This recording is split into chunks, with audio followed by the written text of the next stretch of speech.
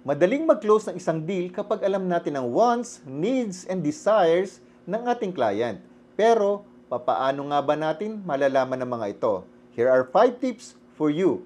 Tip number 1, listen attentively para malaman natin kung ano nga ba ang priorities, concerns, and preferences ng ating client. Then, ask clarifying questions para magkaroon ka ng deep understanding sa gustong property ni client. Number 2, ask open-ended questions. Ask your clients to elaborate and be specific with their needs and desires. Ask about their budget, kung ano nga ba yung gusto nilang features about the property, ano yung reason nila for investing, at kung ano nga ba yung timeline nila sa pag-purchase ng property.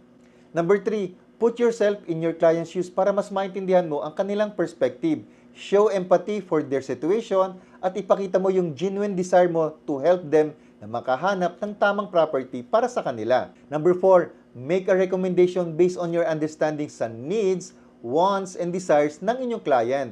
I-highlight mo kung bakit nga ba ang property na ito meets their specific criteria. At number 5, manage expectations.